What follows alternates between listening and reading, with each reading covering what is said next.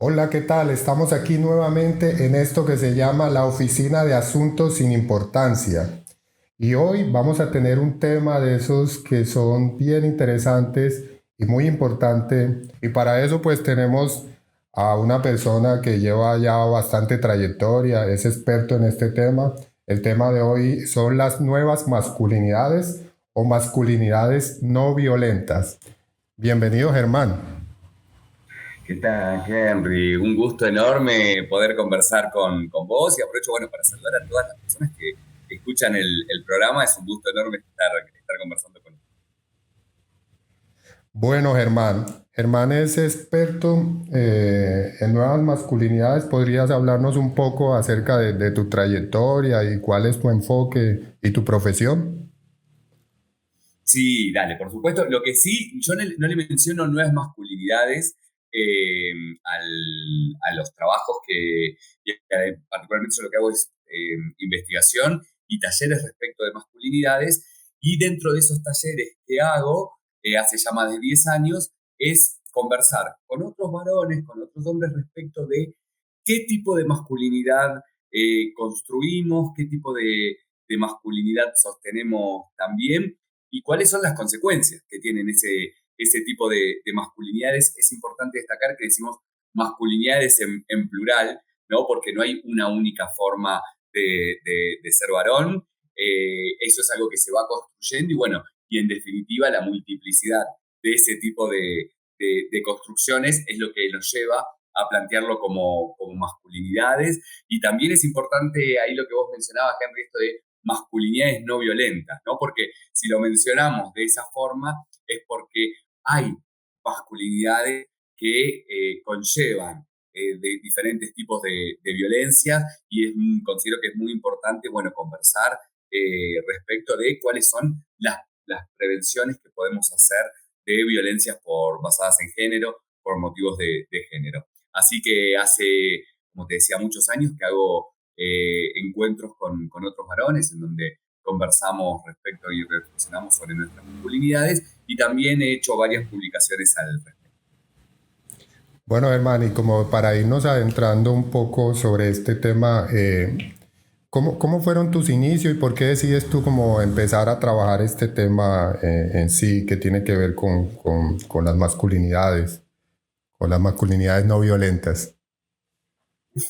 Bien, bueno, ahí particularmente hace, como te decía, muchos años, a partir de juntarnos con una amiga en ese momento y frente a la indignación, frente al dolor que nos generaba las violencias por motivos de género y un poco en función de ese primer encuentro que tuvimos con esta amiga, se formó una organización mixta en donde trabajábamos prevención de las violencias por motivos de género y también fue algo a partir de ese proceso, también todas las preguntas que comencé a hacerme yo, las preguntas que comencé a tener respecto de, bueno, también cuál era la, la, el, las construcciones de las masculinidades que estaban en mí y bueno, y empezar también a desandar determinadas formas, determinadas prácticas.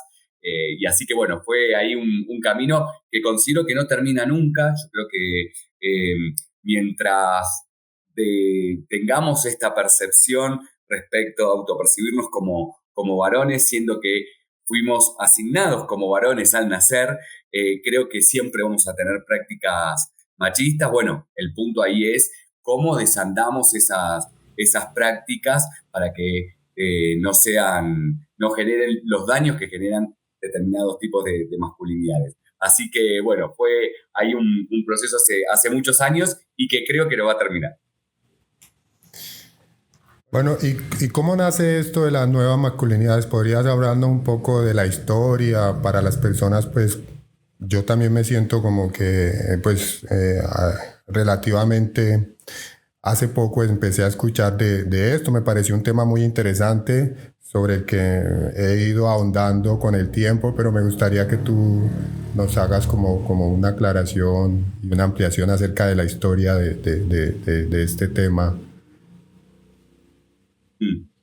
Bueno, ahí, respecto de esto que vos mencionabas, eh, a mí me gusta poner siempre un ejemplo cuando conversamos con otros varones, y es el de un poeta que se llama Rilke, que allá por el año 1902, 1903, publicó un libro que se llama Cartas a un joven poeta.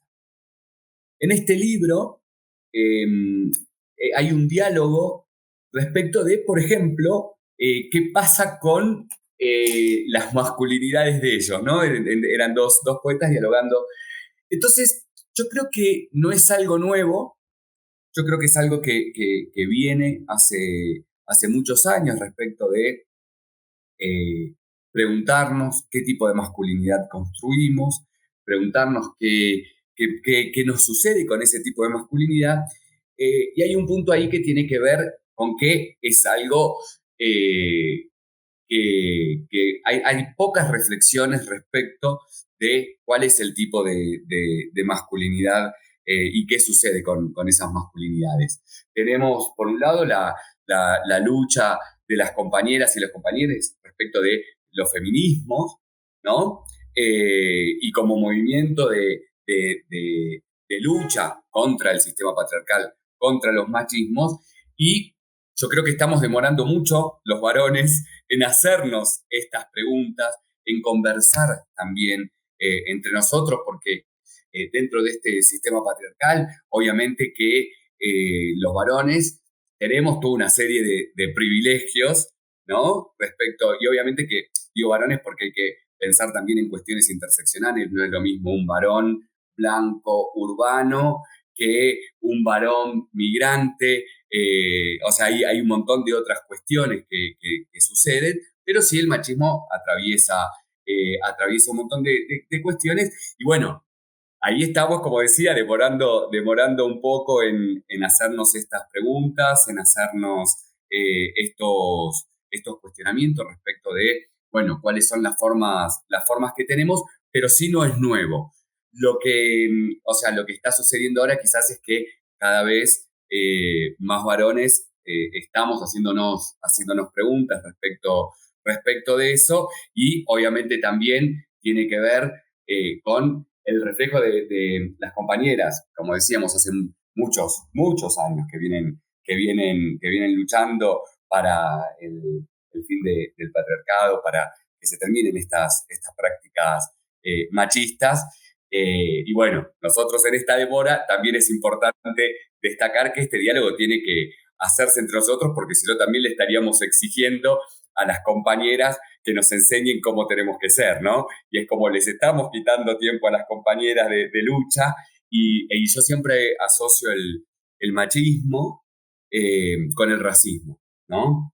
Entonces, esto, no sé, sería inimaginable que una persona blanca le pregunte cómo no ser racista a una persona negra, ejemplo. Bueno, como es este ejemplo que le estemos preguntando a las compañeras cómo dejar de ser machistas, les estamos quitando tiempo de lucha, entonces es urgente y necesario también ese diálogo entre varones. Eh, claro, eso es bien interesante. También es algo que pues yo me cuestiono porque tengo muchas amigas y pues uno escucha sus historias y también uno no puede evitar sentirse culpable porque pues son prácticas que ya yo creo que están muy interiorizadas y a veces como que las repites, son parte de tus hábitos y es complejo pues si no es que tú haces una reflexión acerca de eso.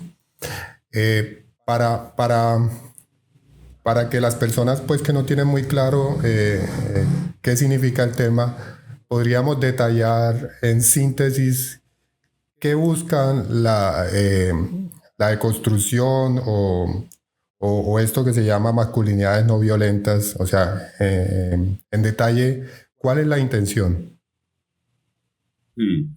Bueno, ahí el primer punto tiene que ver con tener un tipo de masculinidad que sea menos nociva, que sea eh, en donde pensemos también en cómo estamos constituidos, cómo estamos construidos, y cuáles son las prácticas que hacen que sostengamos un sistema de opresión. Porque acá de lo que estamos hablando es de un sistema de opresión. ¿no? Y cómo los varones somos parte de ese sistema de opresión y cómo podemos corrernos de ese sistema de opresión. Primero, como varones tenemos que reconocer que ese sistema de opresión existe. En los talleres, por ejemplo, siempre sucede que hay resistencias para que hablemos sobre estas cuestiones o en diálogos con otros varones, no necesariamente en talleres. Y a mí me gusta poner algunos ejemplos e inclusive hacer algunas preguntas. Por ejemplo, me pregunto si hay personas que procrearon y si lo hicieron, si saben el número de cédula, el número de documento de las hijas o de los hijos. Generalmente sucede que los varones no lo saben. ¿Y eso por qué? Porque las tareas de cuidado caen generalmente respecto de las compañeras, ¿no? O por ejemplo, una situación que es muy común, cuando hay hermanas, hermanos y alguien tiene que tener el cuidado de su padre o de su madre, generalmente recaen las hermanas, ¿no? Entonces, ¿qué pasa ahí? ¿Qué es lo que sucede que recae siempre en las mujeres las tareas de cuidado? Y después también pongo algunos otros ejemplos, que es para darle nitidez a esto que estamos hablando de, bueno, hay un sistema de opresión, hay un sistema patriarcal en donde los varones los vemos beneficiados. Después, obviamente, que hay un montón de otras cuestiones, como decíamos antes, para hablar, ¿no? Digo, estamos en un sistema capitalista, entonces eso, obviamente, también es beneficio de algunas personas, estamos en un sistema estructuralmente racista, entonces eso también. O sea, hay un montón de otras cuestiones, pero particularmente, y que hay que tenerlas presentes, ¿no? Pero particularmente respecto del machismo es un ejemplo, esta especie llegó a la Luna hace muchos, muchos años y, por ejemplo, todavía no hay pastillas anticonceptivas. ¿Por qué no hay pastillas anticonceptivas para varones? Por ejemplo, decíamos, estamos en un sistema capitalista en donde obviamente me imagino que las industrias farmacéuticas y los varones vamos a las droguerías a pedir pastillas anticonceptivas, seguramente el otro día estarían en la venta. ¿Y por qué no están a la venta? ¿No? Entonces, este tipo de preguntas, este tipo de ejemplos, es primero para poder iniciar un diálogo entre nosotros respecto de ese reconocimiento que hay un sistema de opresión de la cual los varones somos los beneficiados de ese sistema de opresión respecto de las mujeres y toda la comunidad LGBTQI. Y bueno, y a partir de eso, ver cómo podemos desandar nuestras prácticas para dejar de ser el sostén de ese sistema de opresión. Bien interesante eso, Germán, sobre todo eso que dices son cosas que parecieran nimiedades, pero son bien trascendentales. Por ejemplo, eso de que no haya un sistema de anticonceptivos, de prevención para los hombres. Y con relación a eso, ¿tú crees que hay algo detrás? Yo la otra vez escuchaba a un amigo que decía algo que me parecía interesante y paradójico también, porque él decía, las mujeres creen que los hombres nos reunimos a conspirar en contra de ellas, las mujeres feministas. Y era como una reflexión con relación a cómo percibimos de cierta forma los hombres y sobre todo en contextos de estos, como estos, en donde es muy marcado el machismo, cómo percibimos el feminismo. Entonces, cuando tú dices que por qué no se ha creado un sistema anticonceptivo para hombres, como una pastilla o algo así, ¿a qué crees tú, en síntesis, que podría deberse esto? ¿Realmente hay una conspiración o hay algo detrás que hace que esto sea así? Es interesantísimo, Henry, y te agradezco por traer estos ejemplos, estos comentarios. Me parece importante destacar la complicidad. ¿En qué sentido la complicidad? Y tiene que ver con qué sucede en los grupos de varones, de hombres, de amigos, de familiares, ¿no? ¿Cuáles son los diálogos que se dan entre los hombres y qué pasa con esas complicidades que se dan entre hombres, ¿no? ¿Qué pasa con los chistes? Sería inimaginable en determinados espacios hacer chistes racistas, por ejemplo, ¿no? Que sabemos que no son chistes. Y sin embargo se hacen comentarios machistas. Y esos comentarios machistas son celebrados, se generan risas, ¿no? Entonces, hay un punto ahí que me parece que es cuál es ese diálogo entre los hombres respecto de las complicidades que tenemos entre nosotros, ¿no? O, por ejemplo, un grupo de, de hombres en un bar, en la calle o en donde fuese, ¿no? Con comentarios de acoso a mujeres que pasan y que ninguno dice, che, ¿qué estamos haciendo? Porque hay algo ahí importante que es qué pasa en ese diálogo entre nosotros y qué pasa también en esto de todo el tiempo tener que estar validando nuestra masculinidad con otros hombres, ¿no? Y entonces en un montón de casos, no sé, lo podemos ver en cómo se saludan futbolistas, cómo se saludan deportistas, ¿no? Que se chocan el pecho, por ejemplo, o se golpean la espalda. El otro día, de hecho, había visto una publicidad y un entrenador saludaba a un futbolista que habían ganado un partido y le pegaba en la cabeza. ¿Por qué nos pegamos para celebrarnos? ¿Qué pasa con eso? ¿No? Hay un montón ahí de cuestiones que suceden y particularmente por la pregunta respecto de las pastillas anticonceptivas. ¿Por qué sucede? Bueno, eso sucede porque creemos que la anticoncepción no es una cuestión que nos corresponde a los hombres, ¿no? Sino que son las compañeras quienes tienen que hacerse cargo de la anticoncepción, así como consideramos también que se tienen que hacer cargo de las tareas de cuidado, ¿no? Entonces digo, esto es importantísimo destacarlo en función también qué sucede con eso y qué es lo que hacemos nosotros frente a esas circunstancias y después vemos la situación extrema del machismo, que son los feminicidios, los travesticidios, las violaciones. Hace días se está haciendo el juicio en Francia en donde eh, 70 hombres violaron a una mujer y que ninguno pudo decir nada respecto de lo que estaba sucediendo, ¿no? Entonces, digo, tiene que ver con esas complicidades y empezar a desandar primero cuáles son las preguntas que nos hacemos cada uno y cómo dialogamos con otros hombres, ¿no? Sí, eso que tú dices me parece complejo en el sentido de que, claro, cuando estás con un grupo de hombres o de amigos, pues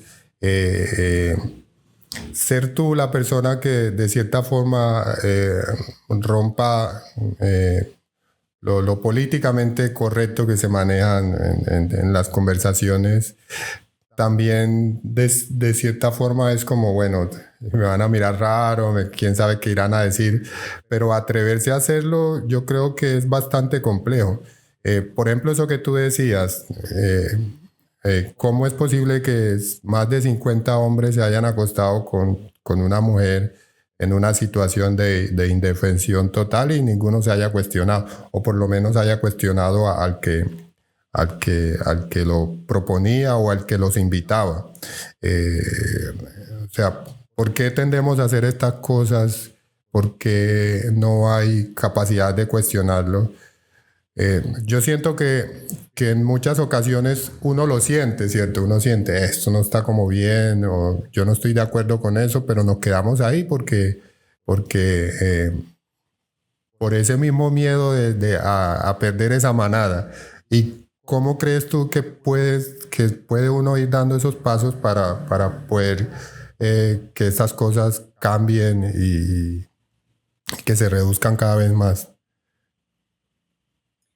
Sí, que ahí, bueno, Henry, vos decías como esto de los hombres ahí en Francia que violaron a una mujer y ninguno dijo nada, ¿no? Esto eh, da mucha nitidez respecto de cuáles son eh, las formas que están normalizadas. Porque acá el punto es, hay algo que está normalizado en términos generales y tiene que ver con determinado tipo de prácticas machistas, ¿no? Que después están sostenidas por actitudes cotidianas y a su vez hay algo ahí de la cofradía entre hombres, esto que hablábamos antes de la complicidad, que el tema es cómo empieza a romperse eso. Eso es fundamental, en el sentido en que es, bueno, ¿qué tipo de prácticas vamos a tener?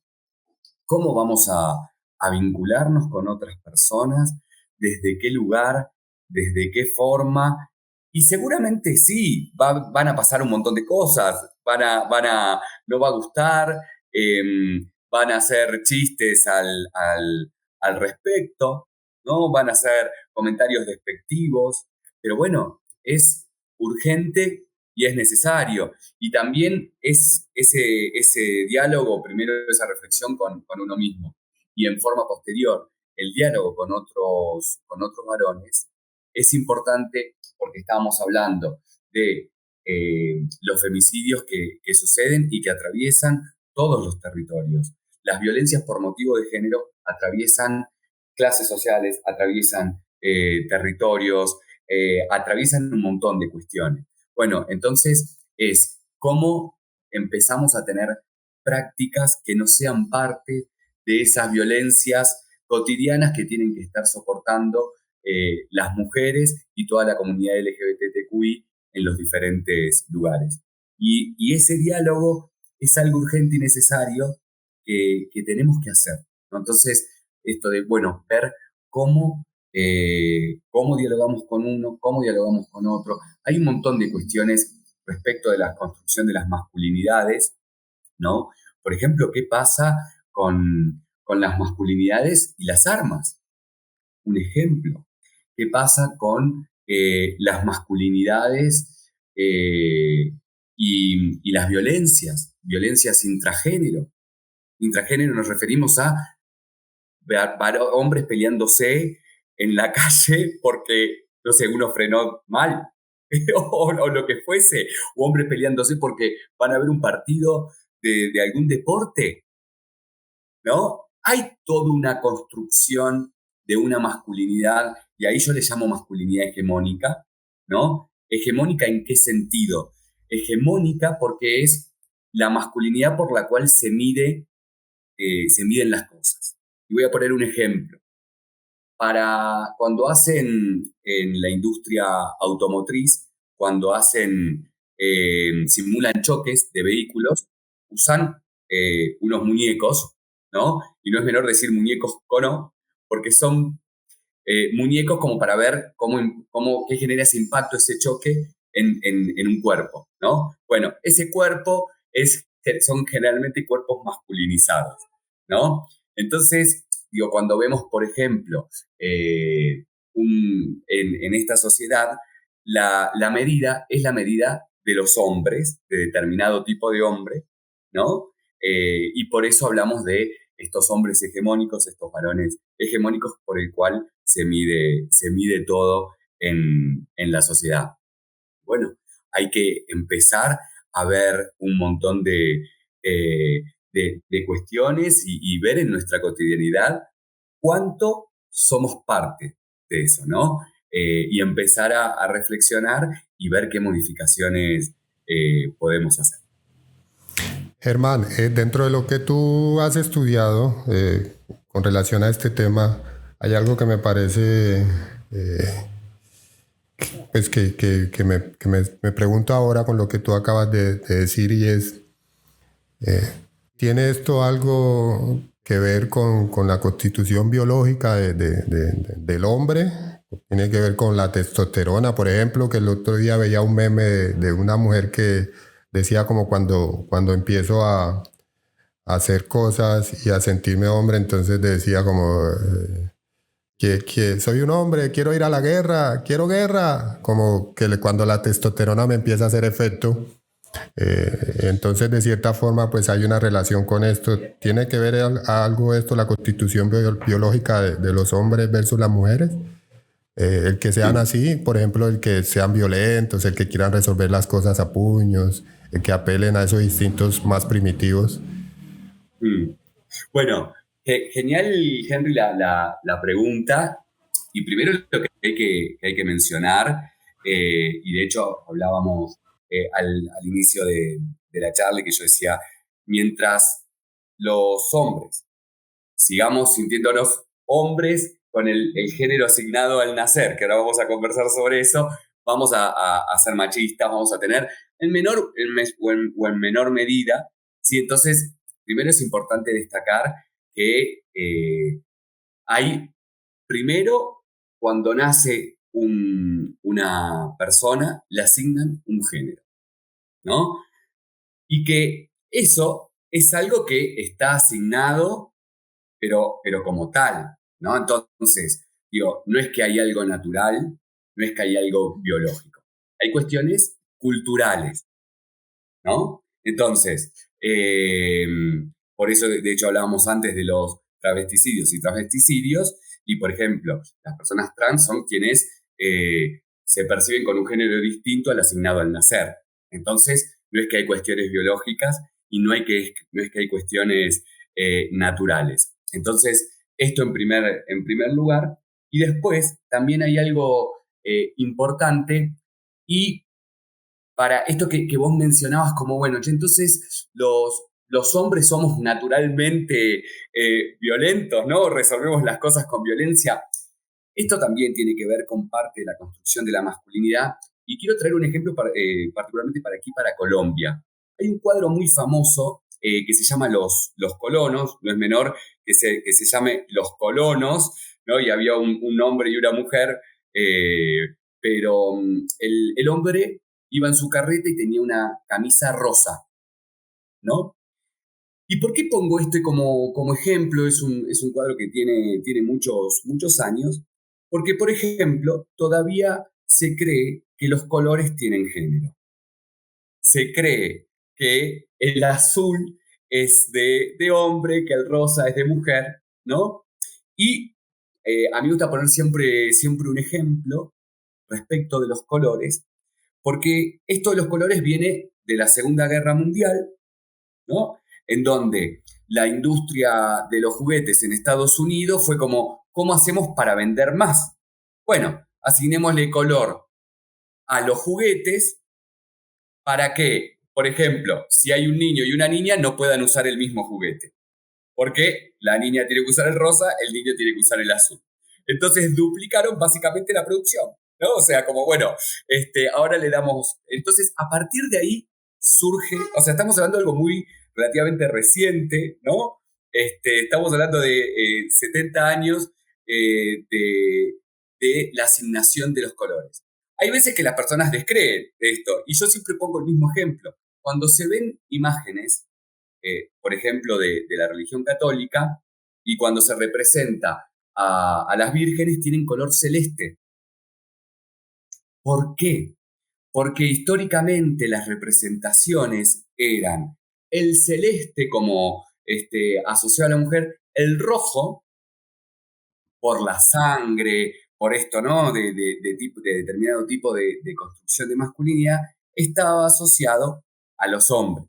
Entonces, hay un montón de mitos alrededor de la construcción de las masculinidades que las asumimos sin cuestionárnoslo, ¿no? Entonces, ejemplo esto de los colores, ¿no? Es uno de los mitos que tiene que ver en cómo se le asigna género a los colores, que no tiene ningún sentido, ¿no? Pero bueno, entonces pensar en todos esos mitos, porque también hay un montón de mitos respecto de cómo nos vinculamos. Por ejemplo, está el mito del príncipe Salvador, es otro ejemplo, ¿no? Y entonces, qué lugar en relacionarnos con otras personas está ese mito? Hay un montón de otros mitos de los cuales podemos hablar también, ¿no? Pero así que es importante esto, no es que hay cuestiones naturales, no es que hay cuestiones biológicas, sino que hay cuestiones culturales y por eso hay tantos tipos de masculinidades y bueno, preguntarnos también qué es lo que sucede con la de uno. Interesante, Germán. Me gustaría como ahondar un poco más sobre esos datos históricos que estás contando, pues que son bien interesantes saberlo porque a veces uno asume esto como que, o sea, como algo que es intrínseco, asociado pues al ser humano y todas han sido construcciones sociales que se han venido generando en el tiempo. Eh, con relación a esto, ¿qué otras prácticas hay también asociadas a estas construcciones? Pues yo, por ejemplo, esa que tú dices de los colores no la conocía, pero pues sí es algo que he tratado de ir deconstruyendo porque me parece pues una bobada, o sea, como asociar un color a un género me parece pues como un absurdo, no tiene sentido. Bueno, hay un montón, Henry, de ejemplos, que hay muchos que se están modificando, ¿no? Y obviamente esto tiene que ver con toda la lucha que están llevando adelante las compañeras y toda la comunidad LGBTQI. Pero, por ejemplo, una de las cosas que si bien se vienen modificando, pero siguen naturalizadas, tiene que ver con el tipo de regalo que se le hace a una niña o a un niño. Ejemplo, ¿no? Autito, camioncito, pelota de fútbol, generalmente niños, ¿no? ¿Y qué es lo que se le regala a las niñas? Entonces, pero a su vez también hay algo ahí que es muy importante, que es mientras a los hombres se les puede regalar una pelota y están corriendo, ¿no? Y hay algo ahí del ejercicio del cuerpo. Bueno, a las niñas se las sienta para que los juegos, generalmente muñecas, bebés, juegos de cocina, o sea, todavía siguen existiendo juegos de cocina, ¿no? Para regalarle a una niña. Entonces, es como, bueno, ¿qué sucede con esos regalos que se hacen y cómo también se está de una forma digitando cómo deben ser los niños, cómo deben ser las niñas, ¿no? O hay un ejemplo que tiene que ver con lo corporal, la corporalidad, ¿no? Uno ve en transporte público, uno ve en bus, cómo se sienta un varón. Esto me parece como hay un montón de ejemplos ahí que podemos llegar a ver y es como, ¿qué pasa? O el comentario de sentate como una señorita, ¿no? ¿Qué pasa cuando se está diciendo eso? ¿Qué es ser una señorita? ¿Qué es sentarse como una señorita? ¿Con qué estamos, así como los colores los estamos cargando con cosas, ¿no? ¿Con qué estamos cargando con estas expresiones? Entonces, todo este tipo de cosas, ¿no? Son que suceden, que están muy normalizadas, que son habituales. Bueno, empezar a cuestionarnos eso. Y después también es interesante ver cuál es de la construcción de las masculinidades, qué sucede en algunas cuestiones. Por ejemplo, los consumos de drogas ilegales o ilegales, ¿no?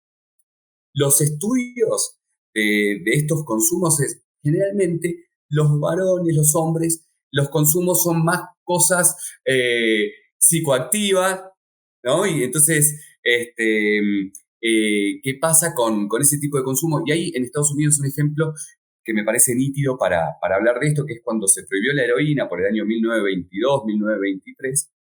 En forma previa, la heroína era consumida 2 mujeres por cada varón. Cuando se prohíbe en Estados Unidos la heroína, la proporción pasa a ser de 8 varones o hombres por cada mujer. Entonces, ¿qué pasa ahí con ese? Obviamente y todavía sucede, como esto de las calles son muy masculinizadas, ¿no? Esto de, bueno, los hombres sí podemos estar en la calle a cualquier hora, ¿no? Pero las mujeres no, entonces seguramente hay algo de eso, pero también es frente a esa percepción del peligro, frente a esa percepción del riesgo, cómo empieza a seducir a las masculinidades ese consumo, ¿no? Entonces, también hay algo ahí de cómo percibimos los riesgos, cómo percibimos estas cuestiones respecto de qué es lo que nos puede pasar, o no sé, por ejemplo, podemos conversar respecto de qué pasa con los hombres y que no hablamos entre nosotros o demoramos en ir a hacer una consulta de salud, por ejemplo. Y ni siquiera son cosas que hablamos entre nosotros, ¿no? Entonces ahí hay un montón de cuestiones cotidianas y diarias que tenemos que, bueno, es importante comenzar a eso, ¿no? A la reflexión de cada uno y después no caer en esos mitos, no asumir que hay cosas que son naturales y cuestionar estas cuestiones. Germán, para las personas que de pronto tienen hijos, yo diría que más que todos los hombres, ¿cuál crees tú que serían como esas formas de educar a los niños para que este tipo de prácticas no se sigan repitiendo? Sí, bueno, ese diálogo, Henry, es muy importante. Y yo creo que independientemente de que sea un padre con su hijo, creo que es de todo varón, el cuestionarse primero sus propias prácticas, porque también es que sea un diálogo sincero, ¿no? No es decir, no hagas esto porque sí, sino que tiene que ver, bueno, con que haya un diálogo, con que haya un ida y vuelta. Y no solo es a los hijos, sino es con nuestros amigos, con nuestros hermanos, con nuestros compañeros, con nuestros padres, con nuestros primos, con nuestros tíos, con nuestros vecinos, ¿no? Es decir, eh, para que no quede solo en determinados roles, ¿no? Como, bueno, un padre tiene la responsabilidad de hablar con su hijo. Que de hecho es hiper interesante mencionar también esto de la figura de paterna, ¿no? Y por ejemplo, la expresión de ponerse los pantalones, o cómo se pondera siempre la figura paterna cuando se quiere hacer un chiste o cargar ahí, él le dice, sos mi hijo, ¿no? O te tengo de hijo, hay como diferentes tipos de expresiones en ese sentido, porque es ponderando al padre en un rol ahí determinado. Entonces, para mí no solo es como una persona que decide procrear o que decide adoptar, sino, bueno, cómo ese diálogo lo hacemos en los diferentes espacios. Perdón, Germán, me gustaría que nos dieras como tips que yo creo que pueden ser muy importantes para las personas que nos escuchen, y es cómo cambiar esas frases que ya están, yo creo que están muy interiorizadas. Entonces, cuando, por ejemplo, un niño llora porque se siente incapaz de hacer algo, es muy natural decirle, eres un hombre, o tú, entonces, o los hombres no lloran. ¿Existen algunos tips que ya se hayan creado para ir cambiando ese tipo de situaciones que se puede volver compleja para un papá manejarla? Porque pues entonces, ¿qué le va a decir? Como, ¿tú eres fuerte? ¿O qué cosas crees tú que pueden ir manejando como a forma de práctica para ir deconstruyendo ese tipo de prácticas? Mm. Bueno, hay un montón. De hecho, no sé, hay ejemplos de, por ejemplo, cómo nombramos las profesiones, ¿no? Si yo te pregunto, una persona asistente en un avión, si es mujer, ¿cómo le decimos? Generalmente azafata. Azafata, Y sí. si es varón, ¿cómo le Asistente. decimos? Nunca he visto como un Tal azafato. cual. Azafata o asistente. Y después, por ejemplo, una persona que cocina profesionalmente, si es varón, ¿cómo le decimos? Chef. Y si es mujer, Chef, también, ¿no? generalmente se dice cocinera. Cocinera, sí, sí. No, le parece que el chef tiene más estatus. Entonces digo, hay un montón de cuestiones. Este, ahí para ver, hay un filósofo argentino que tiene en uno de sus libros una pregunta que es interesante: si somos lenguaje, ¿quién nos escribe? ¿No? Y entonces, esto como pregunta para ver, bueno, ¿cuáles son la cantidad de expresiones, de palabras que tenemos, ¿no? Y esto que vos decías respecto de decirle a un niño: no llores, no seas marica, no llores, hacete hombre, ¿no? Como hay un montón ahí de expresiones, y después hay un montón de prácticas cotidianas que se las llaman micromachismos. A mí particularmente no, yo no las llamo de esa forma, porque parecería ser que es algo ahí menor, algo que está por ahí, ¿no? Así que para mí son prácticas diarias machistas, y tiene que ver hasta inclusive las preguntas que les hacemos a las personas en función del género con el cual se perciben, ¿no? No sé, en una juntada, en una familia, una juntada entre amigas, entre amigos, a quien, por ejemplo, llega, no sé, eh, una pareja heterosexual que procreó, llega la madre, llega el padre, y quizás si esa niña o ese niño hace algún lío, le dicen algo a la madre, no se lo dicen al padre, ¿no? O le preguntan quizás a la madre: che, ¿cómo le va en el colegio? ¿Por qué? Porque ya estamos asumiendo que las tareas de cuidado son de la madre. Entonces, no es que se puede dar un tip, porque podríamos estar horas en el programa conversando respecto de estas expresiones, de estas formas, ¿no?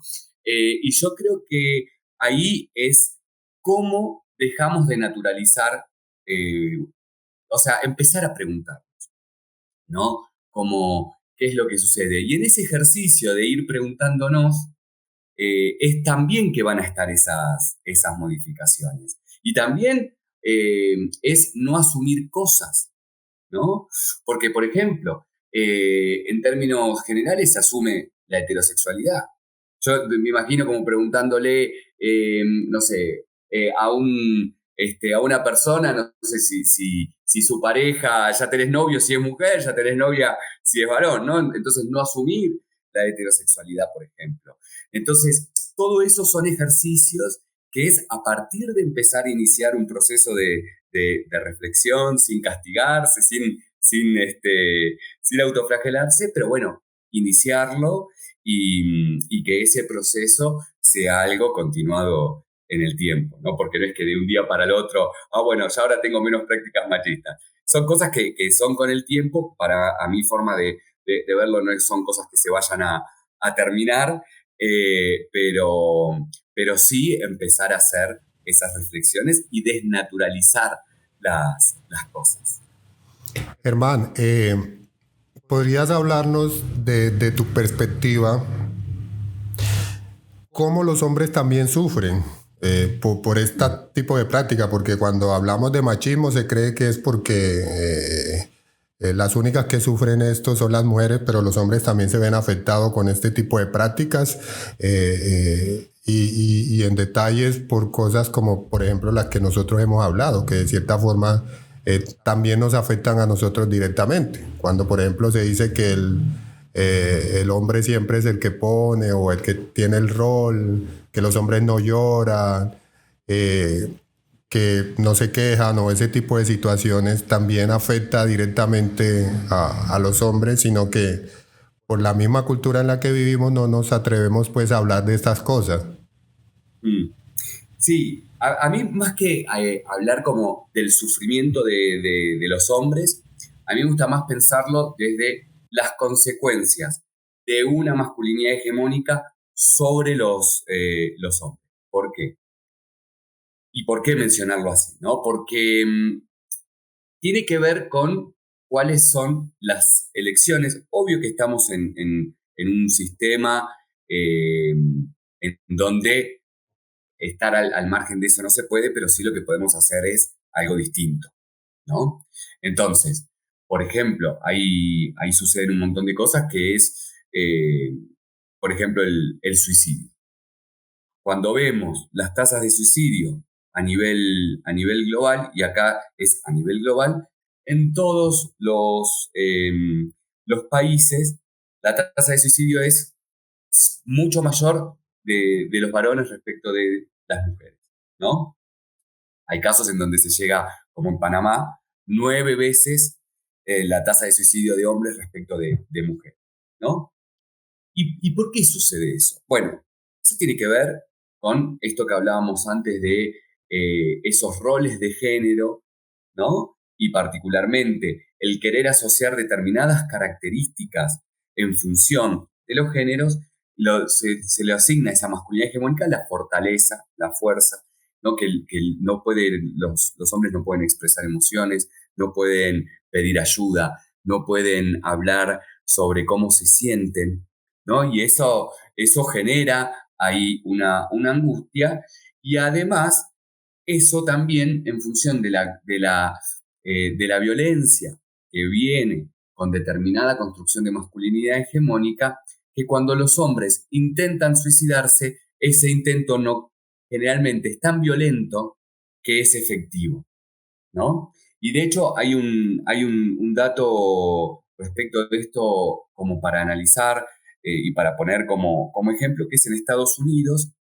en los 8 estados de Estados Unidos que lo que era el lejano oeste, ¿no? Eso, ahí viendo ese estereotipo hollywoodense, en esos 8 estados es en donde mayor es la tasa de suicidio de hombres respecto de Estados Unidos.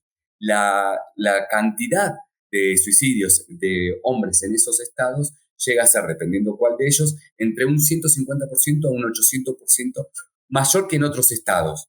¿Por qué? Porque todavía persiste la construcción de esa masculinidad del vaquero, ¿no? Que está ahí con desenfunda el arma, a ver quién dispara primero, esa masculinidad tan fuerte, tan marcada. Y bueno, eso hace, por ejemplo, que sea mayor la tasa de suicidio de esos, o sea, estadísticamente y en términos relativos, en esos estados. Entonces, hay un montón de consecuencias que vienen con la masculinidad y, como decíamos antes, violencia intragénero, hombres peleándose en diferentes tipos de ámbitos. Eso es hiper común que suceda, ¿no? Entonces, la violencia que es parte constitutiva culturalmente de un tipo de masculinidad hegemónica va a traer consecuencias. O, por ejemplo, esto que hablábamos de los riesgos, la forma de conducir, ¿no? ¿Qué pasa en cómo conduce un hombre, cómo maneja un carro, cómo maneja una moto, ¿no? Hay un montón de cuestiones ahí que son consecuencias de esa masculinidad hegemónica. Y bueno, y el punto ahí es cómo también desandamos esas cuestiones. Tenemos un ejemplo hiper nítido a nivel global de hace algunos años atrás, cuando Donald Trump y Kim Jong-un de Corea del Norte y Estados Unidos se peleaban, y Donald Trump publica y hace público un tuit en donde dice: yo tengo un botón más grande que el tuyo y el mío funciona, porque estaban peleándose por armas nucleares. ¿Y qué es lo que quería decir Donald Trump cuando dice tengo un botón más grande y el mío funciona? ¿No? Entonces, vemos cómo esa construcción de esas masculinidades, y acá se estaban peleando con básicamente tirarse bombas nucleares, ¿no? Entonces, son cuestiones que hay que empezar a desandar. ¿Qué pasa con las violencias y las masculinidades?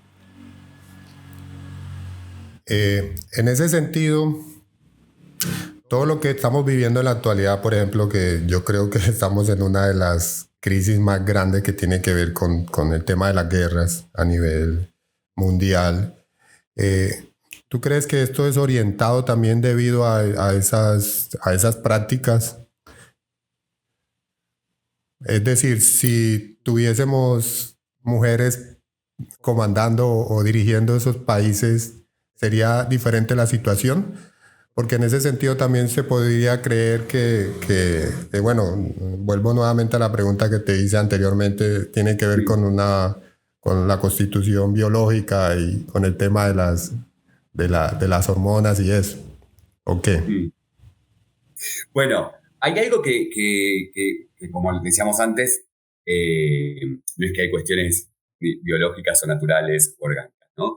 Y es importante, y decíamos lo cultural, entonces sí hay que ver qué pasa con la masculinización, ¿sí? ¿Y qué es la masculinización? Es cuando asumimos determinados roles, determinadas características, ¿no? Pero después cuando vemos, por ejemplo, las masacres cometidas en los últimos 10 años a nivel global. Cuando decimos masacres es alguien va con un arma a un supermercado y empieza a asesinar gente. ¿Quiénes son generalmente? Generalmente no, siempre. Estamos hablando, en el caso de Estados Unidos, varones blancos, ¿no? Pero después tenemos el caso de Noruega, también un varón blanco, en Nueva Zelanda, un varón blanco, en donde van con armas y empiezan a asesinar gente.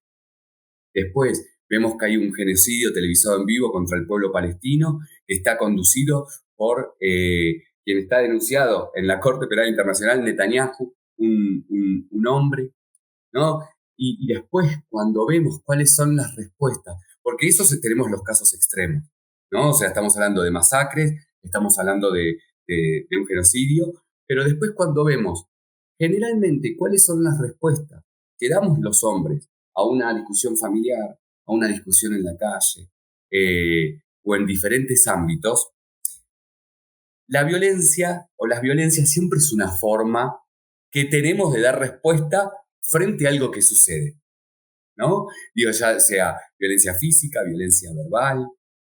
Entonces, vemos, o sea, lo podemos ver en nuestra cotidianidad y después lo podemos ver como más macro, más en casos extremos como estos que estábamos hablando, ¿no?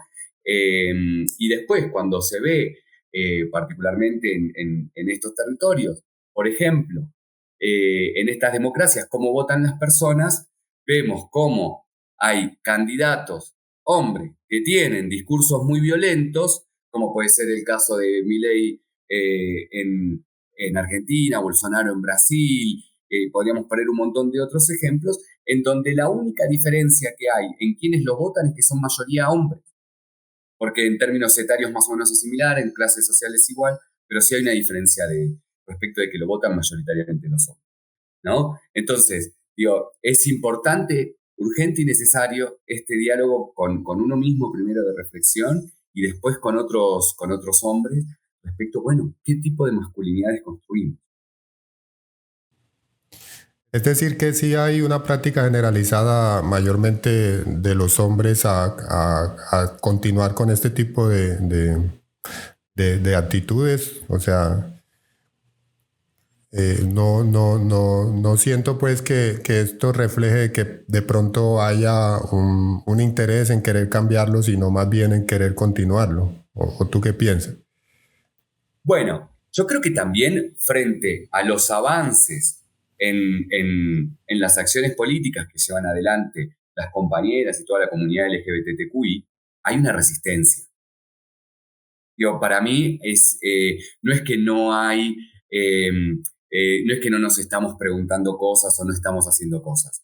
La estamos haciendo muy poco, esto es importante mencionarlo, pero sí lo que sucede también es una resistencia muy, muy fuerte. Y esa resistencia muy fuerte de un sector mayoritario de los hombres tiene que ver con el avance de los derechos de las mujeres y de toda la comunidad LGBTQI, ¿no? Entonces, esto es importante, ¿no? Y bueno, ¿cómo hacemos para que esas resistencias comiencen a diluirse? Es dando estas conversaciones en todos los espacios posibles. O sea, conversando con otros hombres en todos los espacios posibles, sin levantar ninguna bandera, ni publicar en redes sociales que lo estamos haciendo. Esto me parece muy importante, ¿no? También esto de, bueno, hombres que se presentan como deconstruidos, ¿no? Es como una cosa media extraña para mí. Sí, sí. Yo creo que es importante que hagamos esto, pero no vamos a hacer ningún tipo de publicidad de este tipo de cosas, ¿no? Y asumir que las prácticas machistas en ese devenir las vamos a tener y lo que podemos hacer es que se reduzcan. Pues porque hay una línea muy delgada ahí también en lo que pues yo también he escuchado ciertas críticas cuando hay hombres que se declaran feministas también o en ese sentido, porque las mujeres dicen que un poco le quitan importancia a la lucha de ellas. Bueno, ¿vos te imaginás, Henry, una persona blanca diciendo soy una persona blanca antirracista? Es una cosa extraña, y sí hay algo ahí, me parece, de la apropiación respecto de la lucha de las compañeras y toda la comunidad LGBTQ, ¿no? De parte de hombres que se definen así. Yo al menos respecto de esto, me parece que el feminismo, que es una herramienta de lucha, de emancipación de parte de las compañeras y la comunidad LGBTQI, no es algo que nos corresponda a nosotros. A nosotros lo que nos corresponde es modificar nuestras prácticas y no hacer publicidad de eso, ¿no? Porque es como que también vuelve a decir una persona blanca haga publicidad de que no tiene prácticas racistas. O sea, esto sería inimaginable, ¿no? De hecho, si alguien lo hace, le diríamos, ¿qué estás haciendo? ¿No? Entonces, bueno, sería como algo similar en ese sentido. Y después, también me parece que hay un montón de cuestiones que tenemos, de prácticas que queriendo tener queriendo tener intenciones de solidaridad con las compañeras y la comunidad LGBTQI, lo que a veces es sostener los roles de género. Por ejemplo, ha habido protestas de hombres que usaban pollera o protestas de hombres que se pintaban las uñas. Y es como lo que estás haciendo es sostener los roles de género, ¿no? Y asociar determinada vestimenta o determinada cosa a un género. O, por ejemplo, cuando se hacen los paros internacionales de las compañeras, bueno, no te preocupes, vos pará que yo atiendo, hago esto, hago lo otro, o ocupo ese lugar, y es como, no, es un paro. ¿No? O sea, Eso que tú dices, porque es una discusión que yo creo que yo he reflexionado mucho acerca de ese tema y es algo que discuto también con mis amigas en ocasiones. Y es, bueno, qué es lo femenino y qué es lo masculino, porque en algunos casos nos encontramos hablando de eso. Y si vamos pues a los roles de género, a la deconstrucción total, pues ya debería de no utilizarse este tipo de expresiones, ¿no? pero no estamos en ese lugar. Y hay algo que tiene que ver con parte de ese movimiento y con parte de esa lucha, ¿no? Entonces, digo, ni siquiera estamos hablando que en términos masivos los hombres nos cuestionamos nuestras prácticas y nuestras formas, y ya le estamos discutiendo qué es lo que va a pasar después. Es como dejemos de robarle tiempo a las compañeras.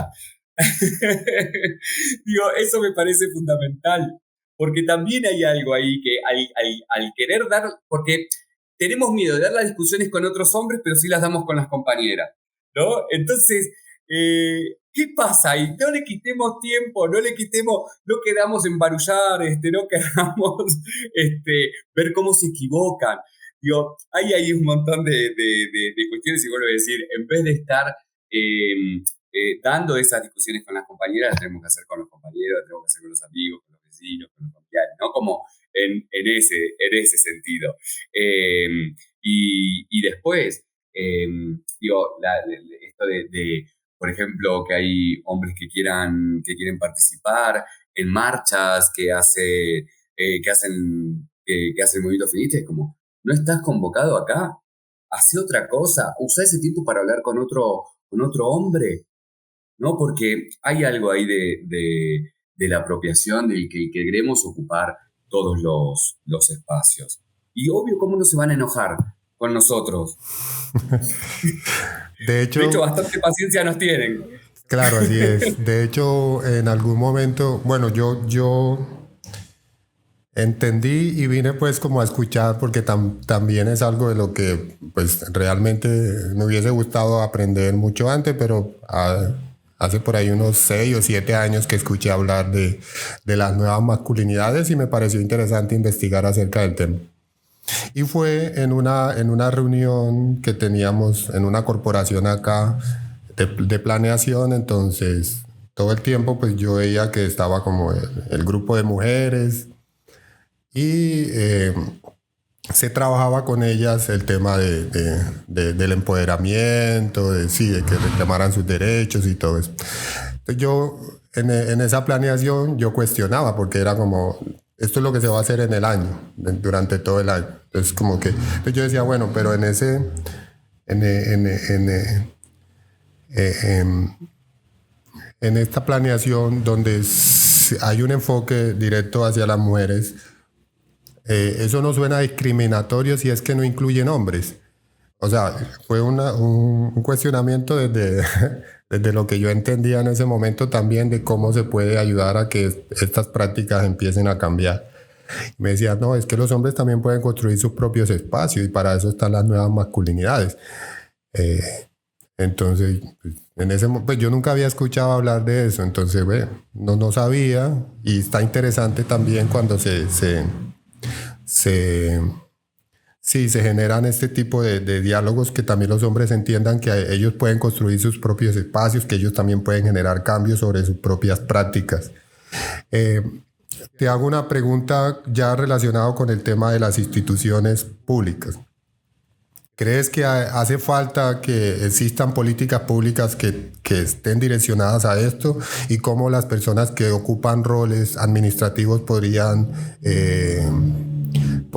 fortalecer o podrían ayudar a que este tipo de prácticas empiecen a cambiar y que se empiece a generar este tipo de diálogos en lugares como estos, por ejemplo, donde hay una práctica muy evidente y muy fuerte del machismo? Mm.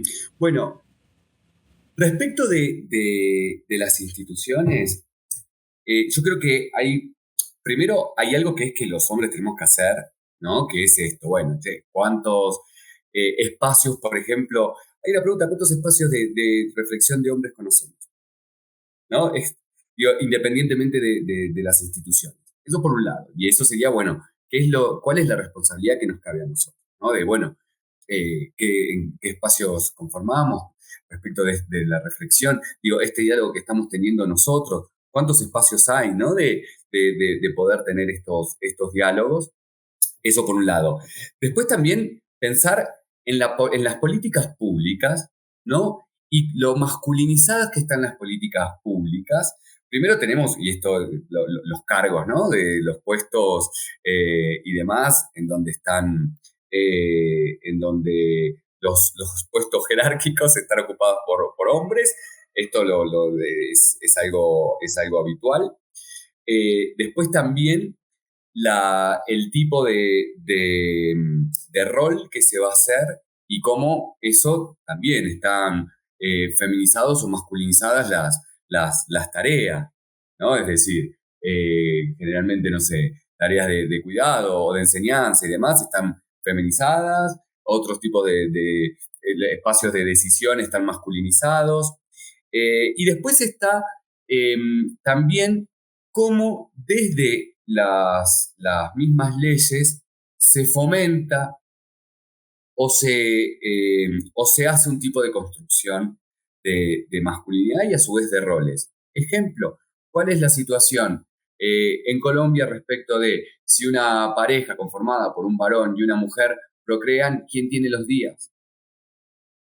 ¿Cuántos días le corresponde a cada quien? Entonces, ya desde la misma ley ahí del Estado se está diciendo quién va a realizar las tareas de cuidado, ¿no? Eh, entonces, hay un montón de cuestiones que no tiene que ver solo con un rol activo de las instituciones respecto de generar espacios en donde se cuestione la construcción de las masculinidades, sino también esas mismas leyes. Y un ejemplo, hace poco una compañera que había ido a Cartagena, estaban reparando huecos en una calle. El cartel de la alcaldía era Guerra frontal a los huecos. Entonces ella sacó una foto y me la manda. Y me pareció muy interesante porque es la reparación de un hueco, no le estábamos haciendo la guerra, ¿no? Entonces, ¿qué pasa también con cómo desde los diferentes sectores de las instituciones se tiene un lenguaje masculinizado, un lenguaje violento también, digo, hacerle la guerra a un hueco, no, está tapando un hueco. Como tranqui, ¿no? Entonces, y esto lo menciono por lo que hablábamos antes respecto de la, la construcción de las masculinidades y las violencias. Y después, por ejemplo, cuando pensamos, Henry, o sea, imagínate una reunión de un encuentro por la paz. ¿Qué sucede? Siempre son mayoría compañeras, ¿no? Entonces, ¿qué es lo que sucede con eso? ¿No? Por ejemplo, las organizaciones Madres Buscadoras, ¿no? Y que esto atraviesa inclusive los territorios. No sé, un ejemplo, en Argentina están Abuelas y Madres de Plaza de Mayo, ¿no? Entonces, vemos cómo inclusive en estas construcciones de masculinidad y cómo se participa o no en determinadas acciones. Entonces, es importantísimo qué tipo de acción se llevan adelante las instituciones, pero también hay que ver lo macro respecto de cuáles son las leyes y cómo se generan también roles de género a partir de las leyes. Y después también está lo que nos toca a cada uno de nosotros, que bueno, cómo generamos espacios de diálogo con otros hombres, ¿no?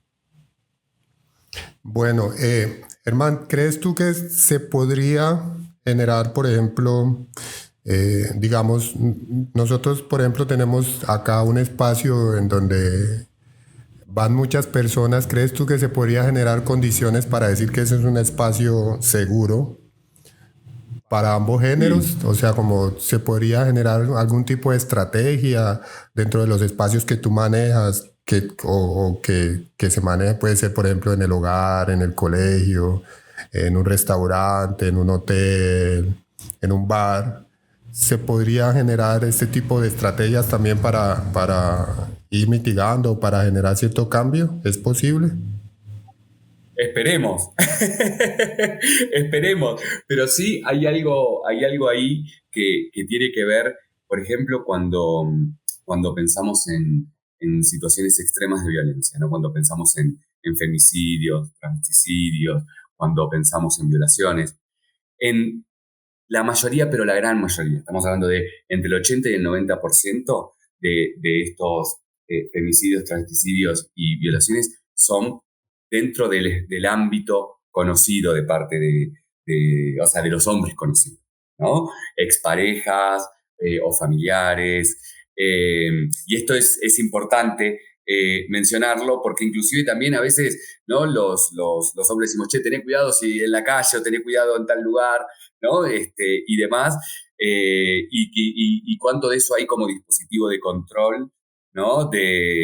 Respecto de decir, bueno, te estoy cuidando, entonces es como, bueno, no salgas, o la privacidad a veces de determinados tipos de manejo que tenemos con los celulares, con las redes sociales, con formas de control, ¿no? Y que lo hacemos por cuidado. Esto me parece hiper importante, hacer esa reflexión. O sea, no estoy diciendo que al preguntarle a alguien, che, ¿llegaste bien? Automáticamente es una forma de control, pero sí que no se encubran formas de controles a partir de este tipo de prácticas. Pero sí creo que es importante que se construyan estos espacios en donde no haya situaciones de violencia, que haya espacios en donde no se tengan discriminaciones, donde no se tengan violencias, son fundamentales, pero eso va a venir también con el trabajo que vayamos haciendo y también dentro de los espacios. Y como hablábamos antes, respecto de qué pasa en la permisividad de prácticas machistas en los diferentes espacios. Pongo un ejemplo, porque a veces pasó en España, en donde un político de las izquierdas renunció a ser vocero de un partido político porque tuvo una cantidad de denuncias importantes, ¿no? Y era como, che, ¿cómo se permitió que suceda eso? Porque son varios años. Entonces, el punto ahí también es cuánto se permite o no determinados tipos de prácticas machistas, violentas en los espacios. Y es decir, no, esto no, acá no se van a aceptar este tipo de prácticas. Y si alguien las tiene, decírselo, Y, ¿no? Porque en y definitiva ese es el punto. eso me parece súper importante porque es algo muy repetitivo. O sea, a diario escuchamos noticias de acoso, a diario escuchamos noticias de violencia, eh, y uno ve que las personas siguen ahí y como que son intocables. ¿Por qué crees que se genera esto? Sobre todo en Bueno, cargos directivos. sí, bueno, ahí tiene que ver con todo un sistema de complicidad que permite y que avala eso. Pero también es importante porque a veces decimos un sistema de complicidad y parecería ser que está lejos, que está por encima, que está... No, no. Somos parte de ese sistema de complicidad. El tema es cómo rompemos esa complicidad. Y es no aceptando esas prácticas. Es diciendo, no, eso no. Y cómo también se generan esos diálogos en los diferentes espacios, que como vos decías, Henry, puede ser desde una casa habitada por X cantidad de personas, puede ser, no sé, un bar, puede ser un partido político, una organización social, lo que fuese, ¿no? Porque esto atraviesa todas las estructuras y es cómo rompemos esas complicidades y cómo cuando un hombre tiene una práctica machista, cuando un amigo, es el que fuese, tiene ese tipo de práctica, le decimos no, ¿no? Y por eso también la necesidad y la urgencia de dar esos diálogos. También es importante no llegar a esas situaciones, ¿no? Entonces, generar espacios de prevención de violencias por motivos de género, de violencias basadas en género, es importantísimo también, ¿no? Eh, o sea, tener esos diálogos en forma previa para que no se lleguen a esas situaciones. Y después, bueno, también desde qué perspectiva, yo particularmente soy de una perspectiva no punitiva, ¿no? Pero sí cómo se van dando esos diálogos para no llegar a esas situaciones y la prevención es fundamental en ese sentido y la prevención viene a partir de que haya espacios de diálogo entre hombres. Bueno, Germán, yo sé que esta pregunta muchas personas se la pueden estar haciendo, entre los que nos escuchen, y es, ¿cómo puedo abordar yo si un amigo cercano o alguien de mi círculo se acerca con una situación así? Puede ser que me comente o puede ser que yo lo vea, o sea, en un círculo cercano. ¿Cómo lo podría abordar para que esto no genere, pues, se vuelva algo complejo o difícil o que pronto vaya a generar una ruptura en la cercanía o en la amistad? Mm. ¿Vos te referís, Henry, como que viene un amigo y te comenta una situación, que él tuvo una actitud, o sea, como en ese sentido? Bueno, ahí es, si está esa situación y ese contexto, me parece que es, primero, sí, abordar la situación. O sea, no hacer de cuenta como que no sucedió para que no haya ningún tipo de situación, ¿no? Como desentendernos de eso.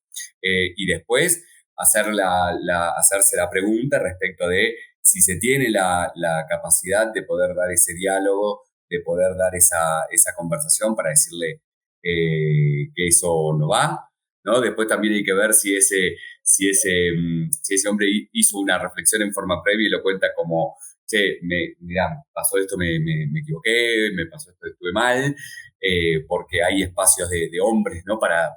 Quizás para decirle, mirá, está este lugar donde podés ir, pero bueno, va a depender un poco del contexto del caso. Creo que sí lo importante es no hacer de cuenta como que no pasó nada, darle entidad a eso. Digo, y frente a la posibilidad de que un amigo venga y nos diga que estuvo esa situación, bueno, marcarle los límites de uno, esto me parece importante también, ¿no? Y después ver la forma en que logramos que no vuelva a estar en una situación de esas características. Digo, formas de abordarlo son múltiples. En mi caso, que hago talleres en diferentes espacios y de diferentes edades y, bueno, dependiendo un poco cuáles son las situaciones que han sucedido en esos espacios, es la forma de abordarlo. Muchas veces, dependiendo de la situación, con un taller no es algo que alcance, ¿no? Que se le da un seguimiento de mucho, mucho tiempo. Entonces, bueno, dependerá un poco cuál es el contexto. Pero si es, no cuenta como que no pasó nada y buscar las herramientas en donde estén disponibles para que ese hombre no vuelva a tener esa actitud. Te voy a poner como un ejemplo así más concreto como para dar Dale. un poco más de luces. Y es, por ejemplo, se acerca un X amigo y te comenta que encontró a la novia con otra persona y que se dio cuenta pues que era infiel y decidió maltratarla o decidió acudir a la violencia como forma Mm. de desquitarse pues de la situación. ¿Cuál crees tú que sería la mejor respuesta ahí de si yo estuviera ahí o tú, cuál crees que sería como la mejor forma de abordar ese tema? Bueno, ahí lo primero es saber si la compañera está bien. ¿No? Pero también sin invadir la intimidad de la compañera, pero eso fundamental, ¿no? Y después es digo, yo también vengo de un poco de hacer teatro de las personas oprimidas, es un tipo de teatro que es cómo se interviene en determinadas situaciones, ¿no? De opresión, como es esta que vos mencionás. Bueno, y en ese caso también hay que ver cuáles son las redes que están ahí respecto de, bueno, primero, vuelvo a decir, centrándose en que la compañera esté bien. Y después, en este caso, con esa persona, esto que decíamos, ¿no? De los límites, decir, no, eso no va, y ser enfáticos, ¿no? Y bueno, ¿qué vamos a hacer? ¿Qué vamos a hacer para que esa situación no esté más? ¿No? Que, vuelvo a decir, sí está todo lo previo ahí, porque, digo, todavía sigue estando una construcción media general de celar es amar, la posesión, bueno, toda una serie de cosas. Lo ideal sería conversar en forma previa para que no estén este tipo de construcciones en los hombres. Y el punto ahí es, bueno, ver cómo se encuentra alguna forma para que no lo vuelva a hacer y no desde un lugar de aplicar más violencia, ¿no? Pero sí intervenir. Eso es fundamental. Es supremamente interesante eso porque realmente es algo que se presenta mucho y sobre todo en estos contextos en el que muchos hombres creen que pueden resolver todo a través de la violencia, sobre todo cuando tiene que ver con el género opuesto, con su cónyuge o como, bueno, con lo que tiene que ver eh, con las uniones pues maritales. Y eso lo digo pues porque puede ser un tema que a veces uno escucha o puede escuchar ese tipo de diálogos o de conversaciones o puede que alguien se te acerque y tú no sabes cómo abordarlo, oye, eso está re mal, yo no estoy de acuerdo con eso, me parece que tienes que revisarlo, pero también es saber cómo hacerlo para que el otro realmente lo capte y pueda buscar ayuda si es que la necesita. Sí, es que sin dudas hay Claro, una intervención hay que hacer. No es sí, si la necesitas, sea como sí, hay una sí. intervención. El tema ahí es, bueno, ¿cómo se logra esa intervención para que no vuelva a haber esas situaciones de violencia? Digo, hay que ver, porque también el tipo de violencia que fue, o sea, es como eh, dar como una respuesta a algo que es complejo, hay que ver cuál es el contexto, hay que ver bien cuál es la situación, ¿no? Eh, y en función de eso ver cómo se encara. Pero sí, algo hay que hacer. Eso es, o sea, y también ser enfáticos en eso, ¿no? Como, mira, algo hay que hacer. O sea, que no quede como un Sí, comentario no que les dejarlo ahí. hicieron. Hay que tomar cartas en el asunto, ¿cierto? Totalmente. Y no que quede como, eso no está bien. Porque sabe, ¿no? Bueno, Entonces, ver de qué forma podemos intervenir. Puede ser que uno no tenga las herramientas en ese caso, ¿no? A mí particularmente me pasó hace muchos años en un espacio en un espacio que era de varios países, estábamos conformando X cosa, hubo una situación de violencia verbal de parte de un hombre, se hicieron encuentros para ver qué se decidía, al final se le había mencionado, por ejemplo, a este hombre, bueno, tenés que por X tiempo hacer este tipo de actividades, que eran espacios de donde trabajaban con masculinidades, y hasta que no termines esos espacios y no haya un seguimiento, no podés volver. No, por ejemplo, no lo quiso hacer, no pudo seguir participando en el espacio en el que estábamos, pero por ejemplo, yo ahí inclusive trabajando masculinidades, por la cercanía de la situación, no fui yo quien tuvo la intervención de esa herramienta para trabajar las masculinidades ahí, ¿no? Y de hecho después se conformó un espacio de diálogo y de reflexión respecto de los hombres que participábamos del espacio.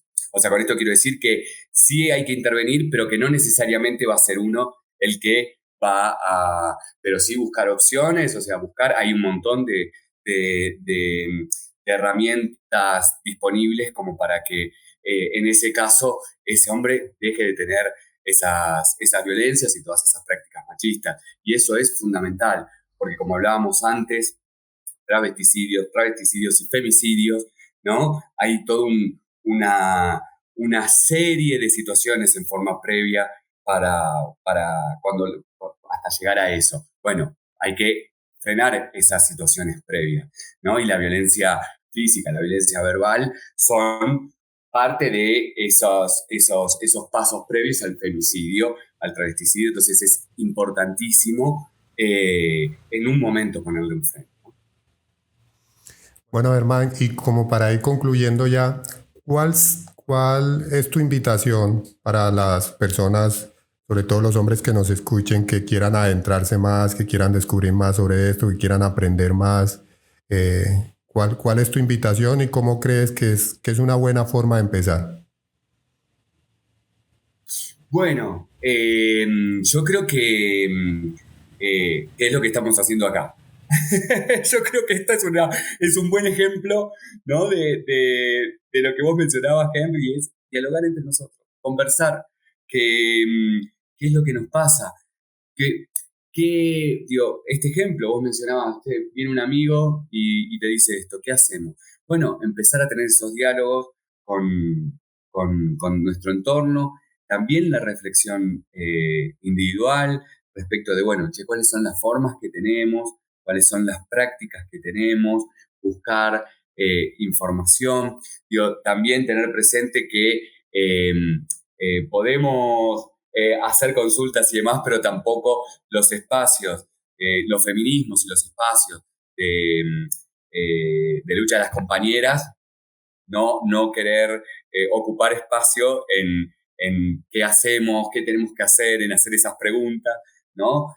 Hay varias herramientas en las cuales se pueden participar, se pueden hacer consultas, pero bueno, básicamente es, primeramente, uno querer modificar sus formas y querer minimizar las prácticas machistas que tenemos, ¿no? O sea, no minimizarlas de que sigan estando y que se hagan chicas, sino dejar de tener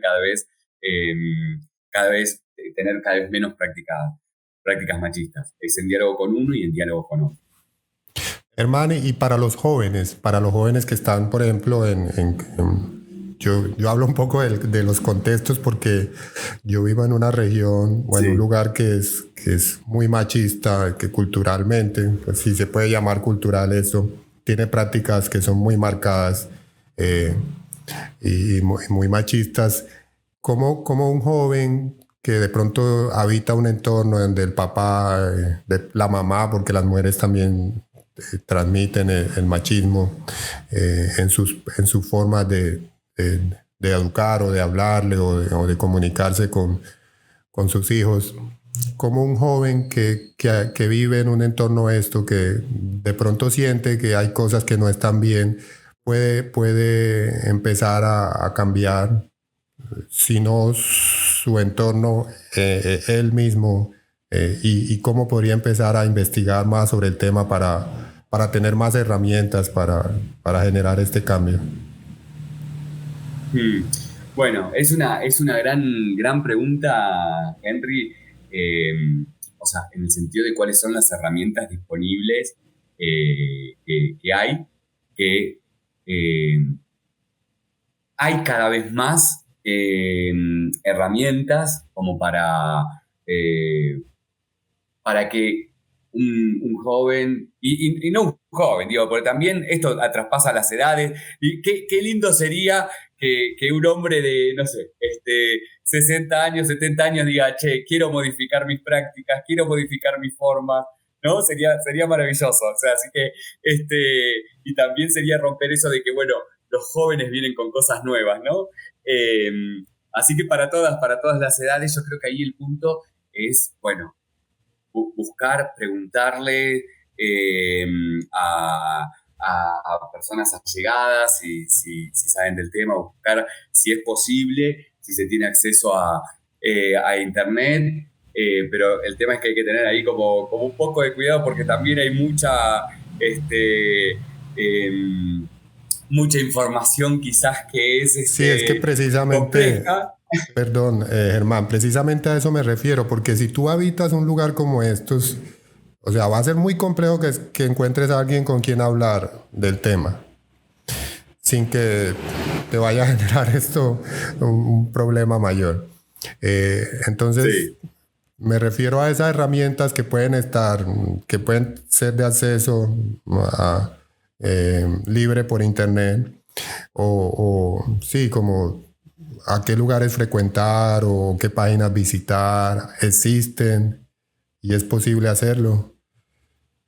Sí, sí, yo creo que como primeras aproximaciones, ¿no? Es buscar, o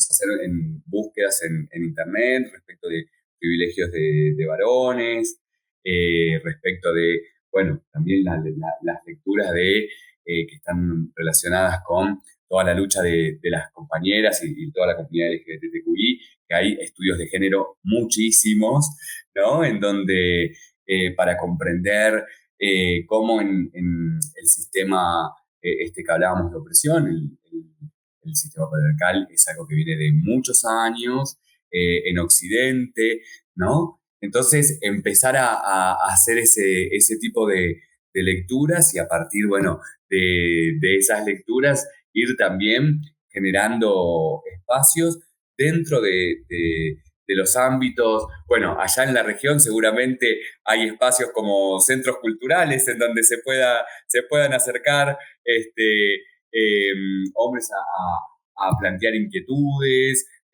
o ver cuáles son espacios que pueden llegar a ser aliados en generar espacios de diálogos entre hombres, ¿no? Como para ver cuáles son eh, nuestras prácticas.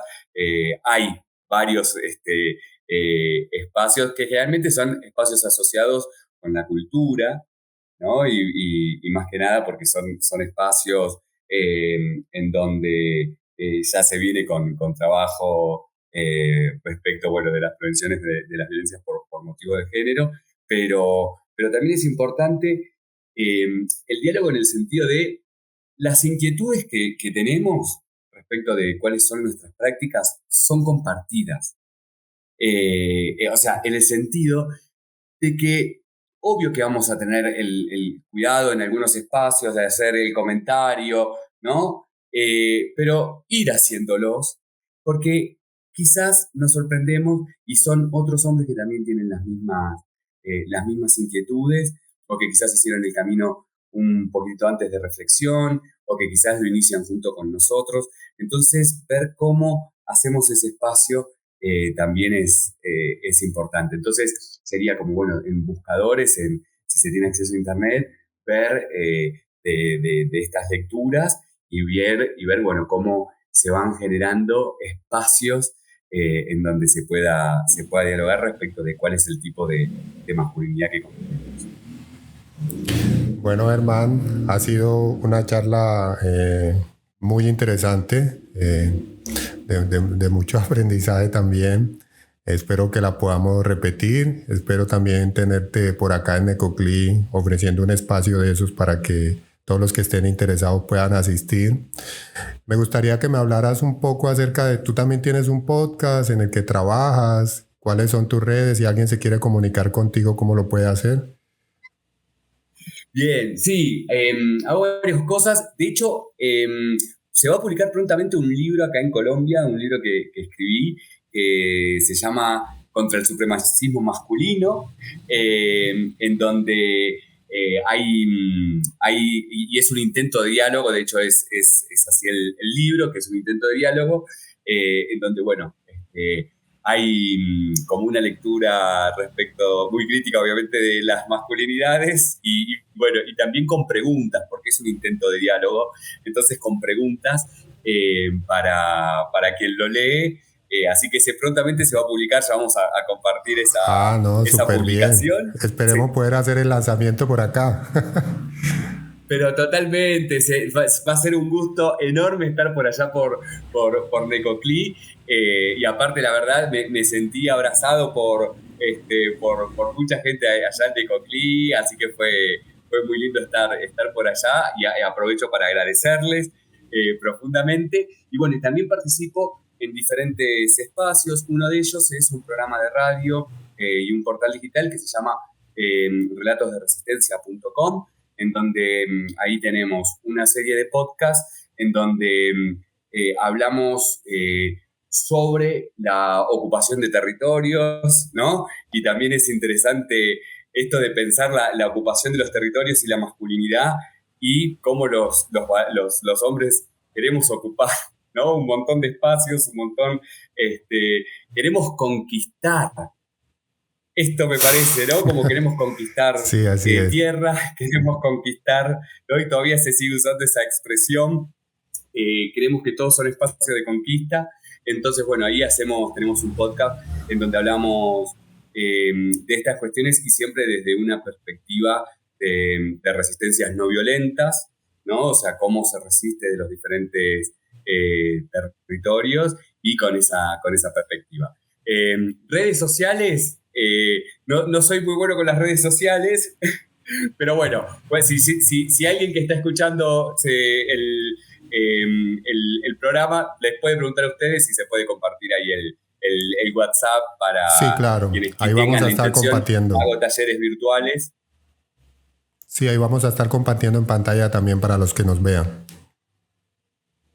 Dale, genial. Y bueno, y esperemos que esta charla sea ahí la semilla, ¿no? de espacios de hombres en Necoclí que puedan dialogar entre bueno, entre y si alguien pues que tenga una organización o algo está interesado en alguna charla contigo, puede contactarte directamente para conseguirlo. Sí. Sí, totalmente, se pueden contactar, que, bueno, hace más de 10 años que hago este tipo de encuentros en organizaciones sociales, en organizaciones políticas, en colegios, en espacios muy diversos, así que en comunidades, así que sí, se pueden contactar y podemos conversar ahí qué tipo de actividades se pueden llevar adelante. Bueno, Germán, ha sido un gusto. Por último, ¿quieres decir algo para despedirnos? No, agradecerte enormemente esta posibilidad de diálogo, agradecerles también a las compañeras, saludar a quienes están escuchándonos, y eso, realmente muy, muy agradecido de esta posibilidad, y como decía antes, esperemos que esta charla, además de servirnos a nosotros para conversar un poco sobre la construcción de nuestras masculinidades, también sea un espacio de germinación para que otros hombres empiecen a conversar y a preguntarse qué tipo de masculinidad construyen. Muchas gracias, Germán. Muchas gracias a todos los que nos escuchan. Nos vemos hasta la próxima en esto que se llama la Oficina de Asuntos Sin Importancia.